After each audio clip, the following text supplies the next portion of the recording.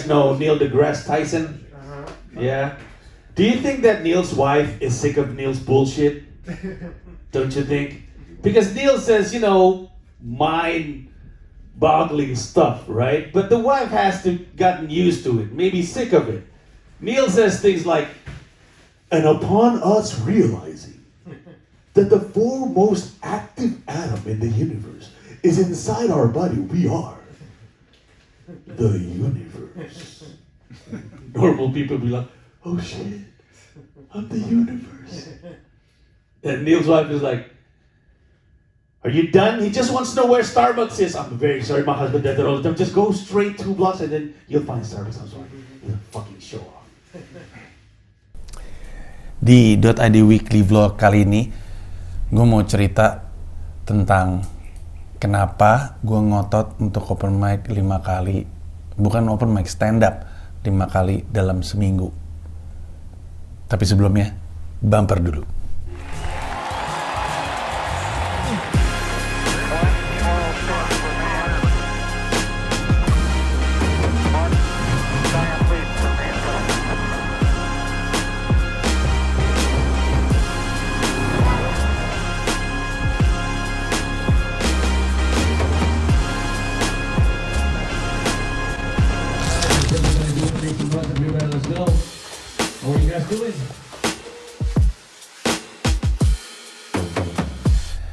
Oke, ini minggu atau ini episode yang menyenangkan buat gue pribadi karena gue pribadi menemukan sesuatu setelah setahun gitu ya. Gue baru menyadari sesuatu. Sebenarnya agak tolol juga dari sisi gue, kenapa gue baru sadar ya.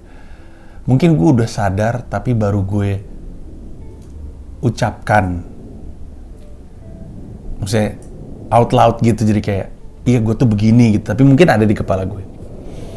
Gue baru sadar bahwa gue tuh makin banyak dapat ide justru pas lagi open mic. Jadi di situ lagi nontonin orang-orang, di situ gue nulis banyak joke. Gue menyadari di minggu kemarin ini, terus gue inget minggu kemarin gue juga melakukan hal yang sama. Terus gue pikir-pikir gue gitu mulu sebenarnya. Tapi mari kita ngomongin soal apa yang terjadi di minggu ini dulu. Hari Senin gue nggak stand up, baik itu open mic ataupun show, karena kemarin minggu sebelumnya gue stand up 7 hari kan. Setiap hari gue stand up.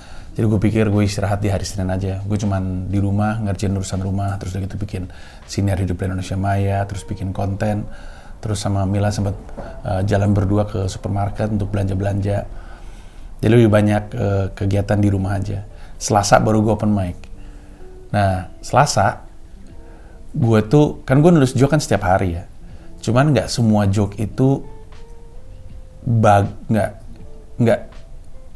nggak semuanya pengen gue bawa open mic, kasarnya gitu. Karena gue nulis joke karena gue mendisiplinkan diri untuk nulis joke aja. Makanya ketika lagi nggak ada ide pun, joke gue tuh kayak saking dinginnya New York seperti reaksi Luhut Binsar Panjaitan ketika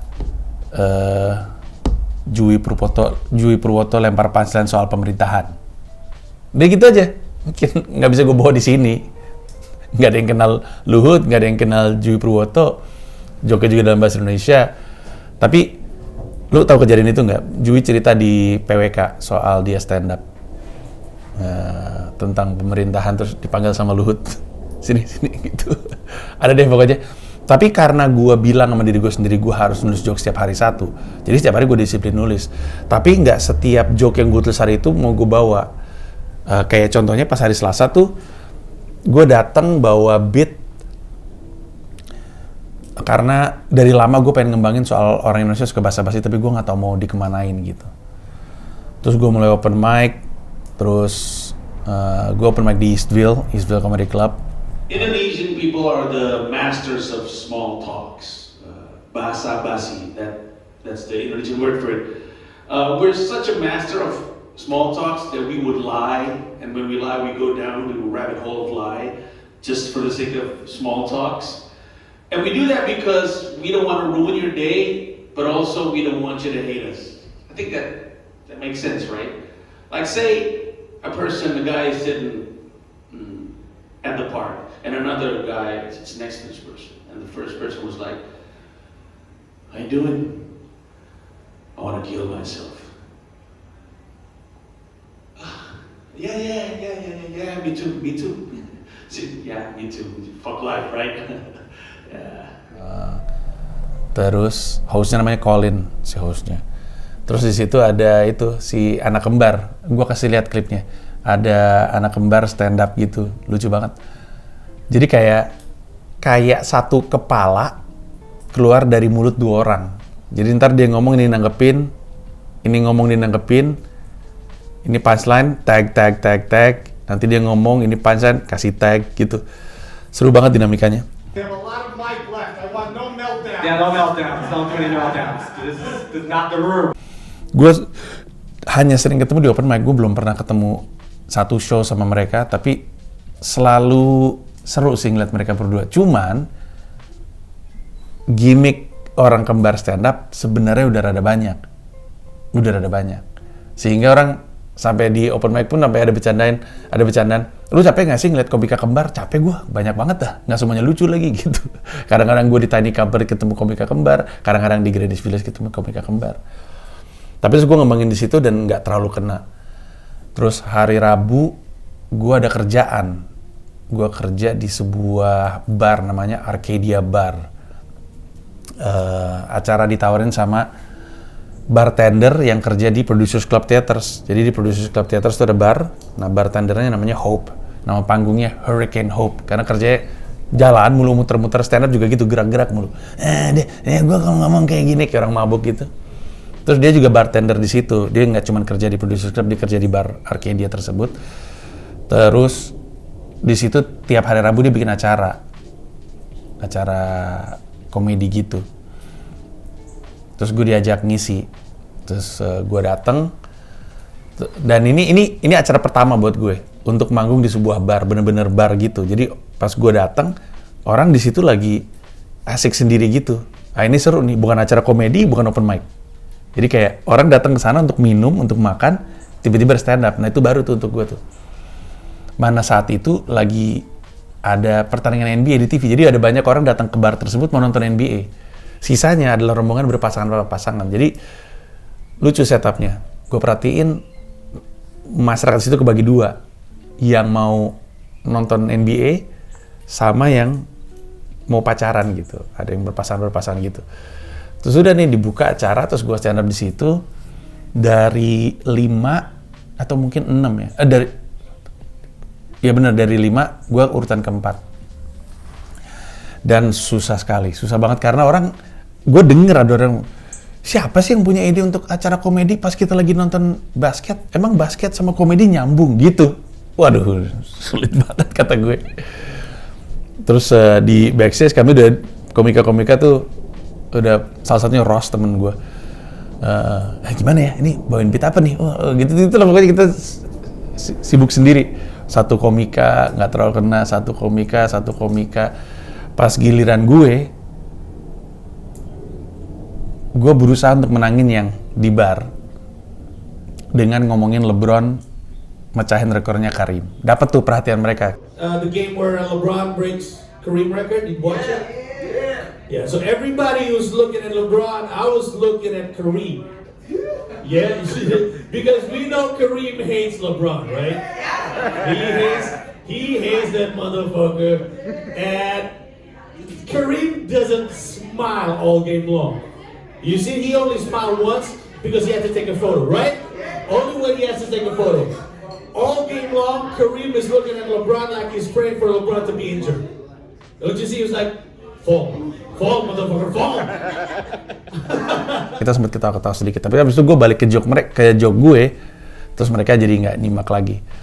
Mana berisik banget, TV-nya nyala, terus orang di belakang ngobrol, wah seru banget lah. Maksud gue, sebagai orang yang lagi belajar, ini ilmu baru gitu, tantangan baru, tapi gue coba jalanin. Tapi kendala terbesarnya adalah di depan ada pasangan yang baru datang. Ini orang ngomong mulu, tapi untungnya hecklingnya tuh bukan heckling mau ngerusak, hecklingnya justru heckling happy gitu, gitu. Jadi selalu nyaut gitu.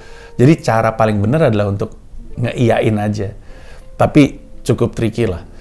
Udah selesai nih, baru yang next setelah gue. Yang setelah gue solid. Tapi sedikit banyak lu bisa lihat solid joke-nya kena semua, tapi sedikit banyak lu bisa ngerasa bahwa ini orang juga masih dalam proses, karena stand up-nya mirip banget kayak Bill Burr. Mirip banget. Jadi dia masih belum nemu dirinya sendiri seperti apa, tapi udah kelihatan penulisan joke-nya bagus. Gue nonton dia. Oke banget lah. Tapi ya itu nggak ada duitnya. Cuma dapat kesempatan manggung aja. Tapi gue ambil, gue tahu nggak ada duitnya tapi gue ambil. Karena gue pengen belajarnya. Udah nih, itu hari Rabu, hari Kamis gue open mic di Producers Club. Mereka ada live stream Thursday, terus gue stand up di situ. Gue cobain lagi beat gue. How you doing? And then this guy's like, I want to kill myself. Yeah, me too, definitely, me too.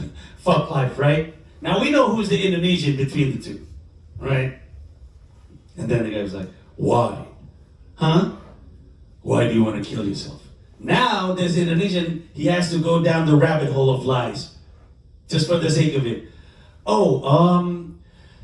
Yeah, I hate my boss. Yeah, I hate him. Fuck the bosses, right? Why don't you just kill your boss? I also hate my wife, my kids, my mom. I hate my life, basically. How's my mom? How are you going to kill yourself? Terus hari Kamis, hari Jumat gue open mic di QED. Because Indonesians are the kings of small talks. We would lie and we would go down the rabbit hole just for the sake of small talks, because we don't want you to hate us and we don't want to ruin your day. I think that makes sense. Like if someone sits at the park and then someone comes along and then this person said, how are you? And then the other person is like, I want to kill myself. And Indonesian was like, yeah, me too. I hate life. And he'd be like, how? I would swallow, the classic, swallow every medicine that's in the bottle. Which medicine? Tums. Terus ada yang puisi waktu itu. Saya nggak mau stand up di sini, saya puisi boleh nggak? Boleh gitu. Terus semuanya tepuk tangan. Udah hari Sabtunya gue ngisi Stand Up Saturdays Mic'd Up NYC. Itu show saya dapat duit $20. Terus line up-nya banyak banget, ada 16 komika. Yang nonton kayaknya nggak nyampe 16 orang. Seru banget lah, banyak banget. Tapi di situ si Josh Pallet yang host itu kualitasnya, dia ngebaca, dia bilang oke, ini nggak ngangkat nih. Orang-orang ini udah 3-4 komik nggak ngangkat, gue mesti agak panjang dikit. Jadi dia naik, dia ngelempar joke, terus dia menangin lagi, bikin penontonnya empuk lagi, baru dia lempar ke yang berikutnya. Jago lah dia respect lah sama si Josh Pallet ini. Baru kemudian headliningnya gue, terus cukup oke menurut gue. A guy looking for an apartment and the property agent is super hot, and then through whatever sorcery they fuck in the video. Now, it's always a white guy looking for an apartment or a black guy looking for an apartment. Never Asian. What the fuck? We look for properties too. We do. We look for apartments too, but we're never in those porn videos. And I was asking myself, why? And then I come up with two possible answers. The first is maybe because nobody wants to hear someone haggle on a porn video. Too expensive. Low please, can you low price? Too high. Low price. Mahal banget anjing, low price. Dan di situ gue bawain beat yang gue kembangin sepanjang minggu. Tadi kan gue cerita bahwa gue ngembangin beat soal Indonesia basa-basi. Banyak basa-basi. Di tengah-tengah pas gue lagi nontonin orang, gue kepikiran beat soal Neil deGrasse Tyson. Terus gue keluarin tuh beat tuh, gue cobain, lumayan kena, gue coba untuk tumbuhin dan segala macamnya. Sepanjang 1 minggu tuh gue cobain mulu, gue tambahin dan segala macamnya. Abis itu pas di Stand Up Saturdays gue cobain dan akhirnya kena. Walaupun belum solid tamat, masih butuh pengembangan. Cuman gue open mic-in berapa kali tuh, mungkin 3-4 kali. Jadi masih agak kurang. Nah, jadi itu sebenarnya tipikal minggu gue di New York. Hari Minggunya gue nggak kemana-mana sama keluarga aja, cuman kami makan di sebuah diner, ada namanya North Shore Diner. Itu diner klasik gitulah. Interiornya aja kelihatan kayak waktunya tuh berhenti di tahun 80-an 90-an gitu. Musiknya aja Air Supply sama Bon Jovi. Tapi experience yang menyenangkan aja gitu, duduk di American diner gitu sama anak-anak, terus kami makan di situ. Terus pulangnya gue sama Dipo ngerakit lemari, menghabiskan waktu 3 jam. Gak kerasa sejujurnya. Gak kerasa tuh kalau itu 3 jam ngerakit. Tapi 3 jam tuh ngerakit lemari. Dan keputusan yang tepat untuk ngelibatin Dipo karena Dipo dia kayak menikmati apa yang dia lakukan, bener-bener kelihatan happy. Oke, sekarang kita gini, habis itu gini, ayah tolong keluarin part ini dan ini, kelihatan kayak selama 3 jam itu kayak happy. Gue tahu karena waktu itu gue pernah bahas juga bahwa ini anak seneng banget Lego, mungkin dia mau ya disuruh ngerakit gitu. Dan waktu itu gue ajak pelan-pelan dari mulai kursi, pokoknya ngerakit kursi paling gampang lah, partnya paling dikit. Ngerakit kursi, ngerakit lampu juga gampang. Habis itu gue mulai ajak ngerakit yang lebih susah dan yang paling berat tuh kemarin. Tapi dia happy sekali. Happy, dia ngelit, terus ketika kami salah masang, dia nggak yang bete gitu. Oke, kalau gitu kita copot gitu-gitu. Dia punya prinsip trust the process, kata dia.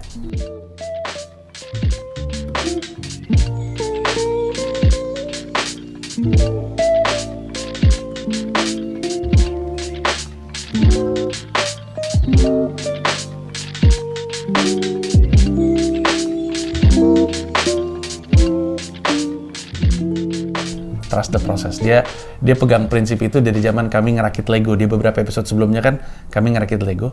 Terus gue nanya, aneh banget ya, masa kayak gini ntar gimana? Terus katanya trust the process aja ya, trust the process. Karena emang pas awal kita ngerakit itu bentuknya aneh, tapi nanti dengan part yang lain jadi, oh pantesan, oh gini maksudnya, jadi masuk akal gitu.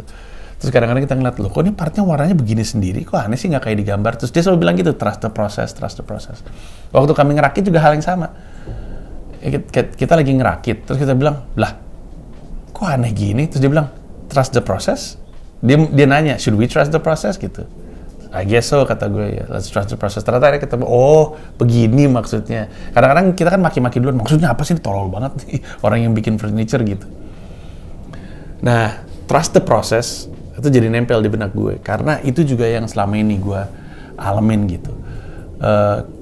Kayak gue open mic setiap hari, gue nulis joke setiap hari. Sebenarnya gue lagi berusaha untuk ngejar si 10.000 jam. Lo pernah dengar prinsip itu nggak? Jadi ada buku judulnya, kalau nggak salah Outliers, yang nulis Malcolm Gladwell. Tapi gue nggak tahu bukunya yang Outliers atau buku yang Tipping Point ya. Udah lama gue bacanya jadi gue lupa. Tapi intinya adalah ada beberapa faktor yang membuat seseorang jadi outlier. Ada beberapa faktor yang membuat orang jadi di atas yang lainnya.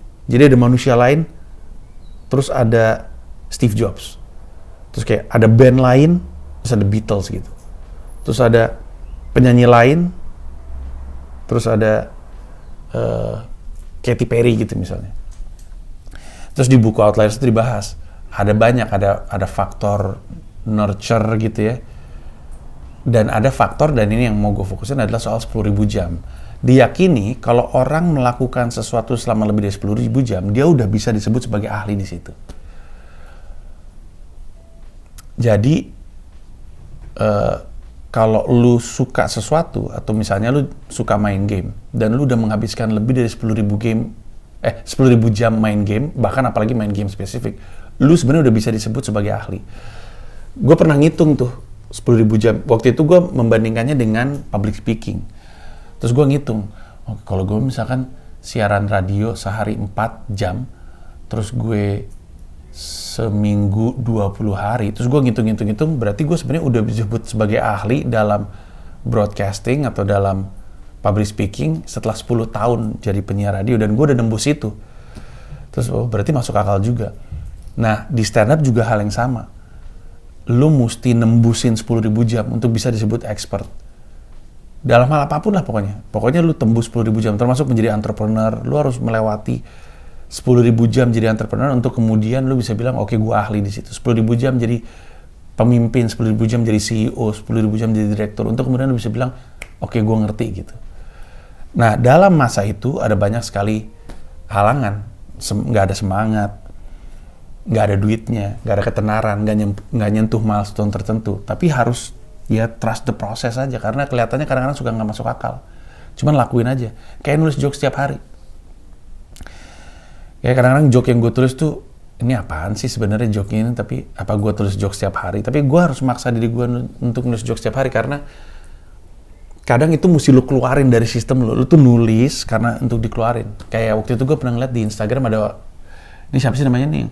People na na na na na na na na na na na na na na baby I na na na na na na, tau kan? Gue lupa namanya, yang rambutnya ginger gitu, rambutnya merah. Dia di pasti kalau mau komentar namanya muncul semua nih. Dia bilang di salah satu interview, dia bilang teori 10.000 jam itu benar, kata dia. Kita itu mesti mau untuk just put in the hours, put in the minutes. Pokoknya pengalaman ngelakuinnya mesti kita ambil. Ada duit, nggak ada duit, terkenal, nggak terkenal, kerjain aja 10.000 jam itu dia dikerjain. Karena semakin sering kita lakuin, semakin baik. Terus dia cerita soal, gue tuh dulu nulis lagu setiap hari. Gue nulis lirik setiap hari. Banyak yang nggak kepake, bahkan hampir semuanya nggak kepake. Tapi itu gue lakuin karena gue mesti belajar nulis, mesti nemu diri gue sendiri, dan semua yang sampah-sampah itu gue keluarin. Dia bilang, gue nulis, gue ngeliat lagu-lagu pas awal-awal gue, kata gue anjing jelek banget itu lagu. Tapi itu perlu dilakuin karena ini konteksnya nulis lagu, dalam kita nulis lagu setiap hari, dalam kita nulis lirik setiap hari, kita ngeluarin itu dari sistem kita. Jadi ada di kepala kita terus kita keluarin, biarin aja, buang aja itu semua, karena nanti makin lama akan makin baik gitu. Sama kayak nulis joke juga. Makanya gue nggak terlalu posesif sama joke yang gue lempar. Paling gue maunya ngelempar yang bagus-bagus aja gitu. Karena gue yakin gue masih bisa nulis lebih bagus lagi dari itu. Toh, gue pakai lagi masih bisa. Maksud gue kayak, orang khawatir kalau misalnya klipnya ditaruh di internet, jadi nggak bisa gue pakai. Pakai aja. Kan masih banyak yang nggak tahu, kita seterkenal apa sih? Orang beat Shanghai yang udah legendaris itu aja masih banyak yang nggak tahu. Di Indonesia ya. Dan yang tahu pun selalu responnya sama. Ini beat aneh banget dah. Gue udah pernah nonton, kenapa masih lucu aja ya? Nah, jadi fokus kita adalah gimana caranya kita nulis joke di level seperti itu, yang kalaupun udah kita publikasikan, orang denger tuh masih lucu. Karena gue pernah mencapai level itu, gue yakin pasti bisa lagi gitu. Di sisi lain, gue menulis joke setiap hari aja. Belum tentu semuanya kepake. Dan biasanya ketika open mic, emang yang gue bawa itu akhirnya nggak kepake gitu. Gue duduk di situ, terus gue ngeliatin orang lain, terus gue bilang, oh, gue bisa tuh ngomongin itu tapi dari sudut pandang Indonesia. Terus langsung di atas panggung gue coba. Abis itu gue suka, terus gue buat terus. Ini Neil deGrasse Tyson salah satunya. Terus ya udah akhirnya gue makin meyakini bahwa ya I just have to put in the hours gitu. Gue nggak tahu nih ujungnya di mana. Tapi gue jalanin aja. Kobe Bryant ngomong gini. Lo tau nggak bedanya orang yang sukses sama orang yang nggak sukses? Orang yang nggak sukses ini adalah orang-orang yang butuh jaminan atas kerja keras dan pengorbanannya. Dia bilang rata-rata orang nggak mau kerja keras kalau nggak ada jaminannya. Jadi orang nanya, kalau gue kerja keras ada jaminannya nggak bahwa gue akan sukses? Kalau gue disiplin ada jaminannya nggak? Kalau ada jaminannya gue mau ngelakuin. Tapi masalahnya kan nggak ada. Nggak ada jaminan kalau lu latihan setiap hari lu akan sukses. Nggak ada jaminan kalau nulis joke setiap hari lo akan lucu. Nggak ada jaminan itu. Karena nggak ada jaminan, orang memutuskan, ya udah kalau gitu gue nggak nulis joke tiap hari. Ya udah kalau gitu gue nggak ngerilis spesial tiap tahun. Ya udah kalau gitu gue nggak latihan tiap hari. Nggak ada jaminan. Tapi karena mereka nggak ngelakuin itu, mereka jadi nggak mengasah diri mereka. Di sisi lain ada orang yang, gue mah kerja keras aja, gue mah latihan aja, gue mau nulis joke setiap hari aja, gue mau nulis lagu setiap hari aja, gue mau ngegambar setiap hari aja. Nggak ada jaminan gue akan terkenal dan gue akan sukses, tapi gue lakuin aja. Biasanya karena emang suka, karena saking sukanya dia ngelakuin itu. Ya udah, dia jalanin, dan pada akhirnya orang yang mau ngelakuin itu berkali-kali, nggak sadar dia akan nambah jam itu, dia 1.000 jam ngelakuin itu, 3.000 jam, 5.000 jam, 7.500 jam, tiba-tiba 10.000 jam aja. Dia lagi ngelakuin apa yang dia suka. Akhirnya jadi expert juga. You have to trust the process. Nggak ada jaminan. Nggak ada. Kayak ngerakit itu. Sebenarnya walaupun dia bilang barangnya kayak gini, tapi kan kalau kita lagi kerjain pas kita lihat, apa iya barangnya bakal kayak gitu? Trust the process aja. Bener Dipo. Mantap episode kali ini. Mantap. Jadi apapun yang lu suka, jalanin aja. Dan memang akan lebih baik kalau emang lu suka sama dunianya, sehingga ada duit, nggak ada duit, terkenal nggak terkenal, lu tetap jalanin. Nggak ada yang ngejamin lu akan sukses, nggak ada yang ngejamin lu akan kaya raya. Jalanin aja. Kenapa? Karena yang lain nggak ngerjain. Mereka nggak mau ngerjain itu, mereka nggak mau kerja keras, mereka nggak mau latihan karena mereka butuh dijamin. Mana jaminannya? Kalau dijamin gue mau. Nggak ada yang ngejamin, ada dia nggak ngerjain. Nah, kita ngerjain.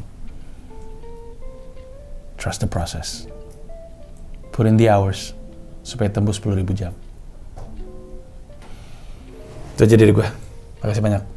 Oh iya, minggu ini gue akan nge-host open mic untuk pertama kali. Dan bukan di Producers Club di Eastville. Si Colin yang tadi gue cerita, minggu ini nggak bisa. Ini kan gue ngerjain Senin, besok dia nggak bisa.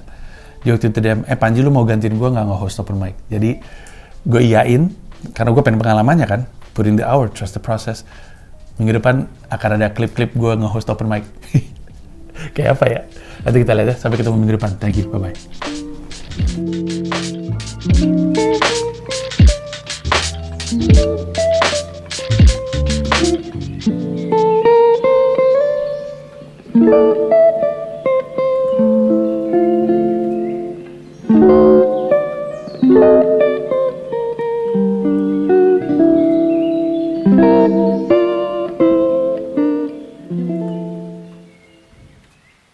Terima kasih banyak udah nonton video ini sampai akhir. Mau mengingatkan saja bahwa seluruh video gua stand up di New York City bisa lu akses dengan menjadi member YouTube gua.